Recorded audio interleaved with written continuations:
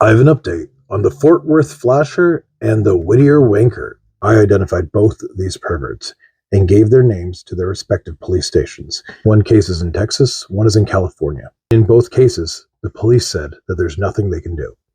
So I don't want you guys to politicize this. Oh, California laws. Oh, Republicans in Texas. No, this has nothing to do with politics. It's actually in both places. The police said there's nothing they can do. I think they could be citing a lack of evidence because their actions are not caught on camera. But due to the police's inaction, both of them have reoffended. And both of them will continue to reoffend. And the police have only said this one thing to me. It is good that I identified them and good that I have their name out there so that people could be safe.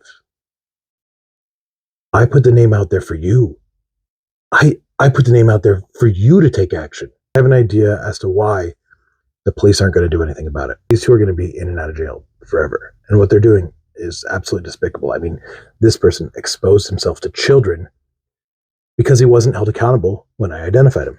It reminds me a lot of David Tupper, the racist ex-cop who used to get in a lot of motorcycle accidents. Well, he wasn't held accountable after I identified him. And what happened? He got into another motorcycle accident and died. And I'm afraid when it comes to the Fort Worth flasher and the Whittier Wanker, the police just want people to be aware of him because they're hoping that people will take care of the problem. Now, rather than arguing on whether or not people should take the law into their own hands, which I do not believe people should be the ones doing, what we should be concerned about is that the police have left an open invitation for them to reoffend and reoffend until somebody fights back.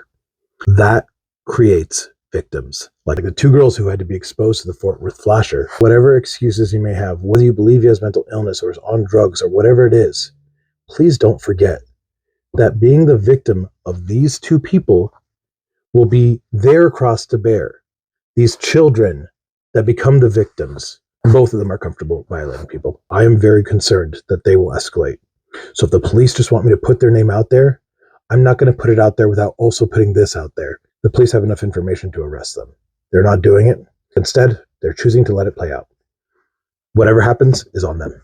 As a reminder, the death of David Tupper would have been avoided if he was arrested for his crimes. If you guys see these people in public doing these things, please just try to record the awful part and get that to the police.